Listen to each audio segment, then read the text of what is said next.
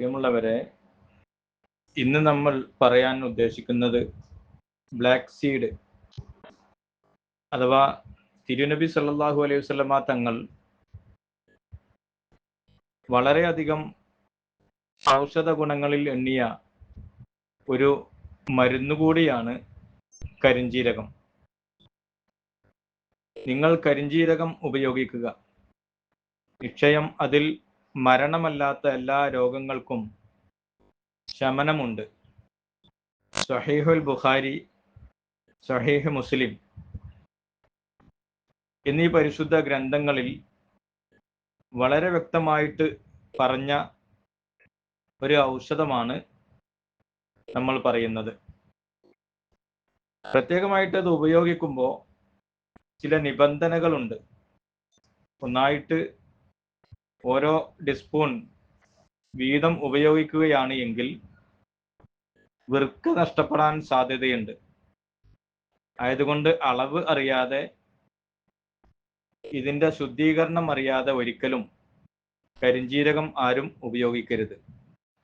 മരണമല്ലാത്ത എല്ലാ രോഗങ്ങൾക്കും ശമനമുണ്ട് എന്ന് പ്രവാചകർ പറഞ്ഞിട്ടുണ്ടെങ്കിൽ തന്നെ അതിൻ്റെ പശ്ചാത്തലം നമ്മൾ മനസ്സിലാക്കാതെ അതിനെ ഒരിക്കലും ഉപയോഗിക്കരുത്.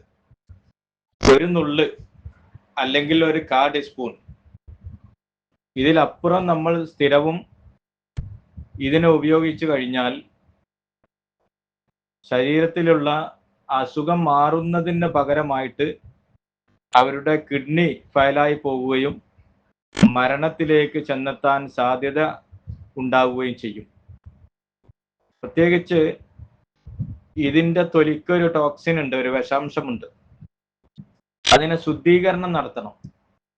അത് എങ്ങനെയാണെന്ന് ആദ്യം പറഞ്ഞതിന് ശേഷം അതിൻ്റെ മറ്റുള്ള കാര്യങ്ങളിലേക്ക് നമുക്ക് പോവാം.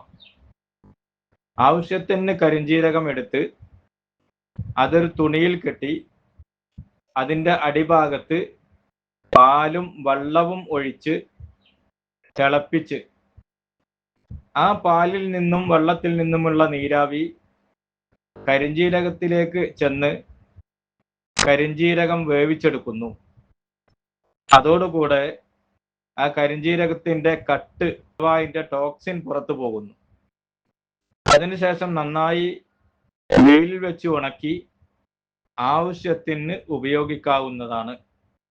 കുടിക്കുന്ന വെള്ളത്തിൽ 2-3 നുള്ള് കരിഞ്ജീരകം ഇട്ട് ആ വെള്ളം തിളപ്പിച്ച് അതിനെ അരിച്ച് ദിവസവും കുടിക്കാം. അൻ അബി ഹുറൈറത്ത റളിയല്ലാഹു അൻഹു അന്നഹു സമിഅ റസൂലല്ലാഹി സ്വല്ലല്ലാഹു അലൈഹി വസല്ലം യഖൂൽ ഫിൽ ഹബ്ബത്തി സൗദാഇ ശിഫാഉം മിൻ കുല്ലി ദാഇൻ ഇല്ലസാം. സഹീഹ് മുസ്ലിം, സഹീഹുൽ ബുഖാരി. അബൂ ഹുറൈറ റളിയല്ലാഹു അൻഹു നിവേദനം ചെയ്യുന്നു, അള്ളാഹുവിൻ്റെ മുത്ത് റസൂലുള്ളാഹി സ്വല്ലല്ലാഹു അലൈഹി വസല്ലമ തങ്ങൾ ഇപ്രകാരം പറയുന്നത് ഞാൻ കേട്ടു: കരിഞ്ജീരകത്തിൽ മരണമല്ലാത്ത എല്ലാ രോഗങ്ങൾക്കും ശമനമുണ്ട് എന്ന്. അത് പറയാൻ കാരണം, രോഗങ്ങൾ വരുന്നതിന് മുമ്പ് തന്നെ രോഗങ്ങൾ വരാതിരിക്കാനുള്ള ഒരു കണ്ടീഷനാണ് നമ്മൾ ശ്രദ്ധിക്കേണ്ടത്. ഇങ്ങനെ ശ്രദ്ധിച്ചു കഴിഞ്ഞാൽ മാരകമായ രോഗങ്ങൾക്ക് ഇതൊരു ശമനമുണ്ട് എന്ന് അർത്ഥം. കൂടുതൽ ആവാത്ത രൂപത്തിൽ കരിഞ്ജീരകം നമുക്ക് എങ്ങനെയും ഉപയോഗിക്കാം. ഇതിനിക്ക് രോഗപ്രതിരോധ ശേഷി അഥവാ ഇമ്മ്യൂണിറ്റി പവർ, ശരീരത്തിന്റെ പ്രതിരോധ സംവിധാനത്തെ ശക്തിപ്പെടുത്താൻ ഇതിന് സവിശേഷമായ കഴിവുണ്ട്. ആസ്തമ, വിട്ടുമാറാത്ത ചുമ, അലർജി എന്നിവയ്ക്ക് കരിഞ്ജീരകം മികച്ച ഒരു ഔഷധമാണ്. ചീത്ത കൊളസ്ട്രോൾ അഥവാ LDL കുറക്കാനും രക്തസമ്മർദ്ദം നിയന്ത്രിക്കാനും ഇതിനിക്ക് വലിയ കഴിവുണ്ട്. രക്തത്തിലെ പഞ്ചസാരയുടെ അളവ് ക്രമീകരിക്കാൻ കരിഞ്ജീരകം സഹായിക്കുമെന്ന് പഠനങ്ങൾ റിപ്പോർട്ട് സൂചിപ്പിക്കുന്നു. ഗ്യാസ്ട്രബിൾ, വയറുവേദന, ദഹനക്കുറവ് എന്നിവ പരിഹരിക്കാൻ ഇത് ഫലപ്രദമാണ്.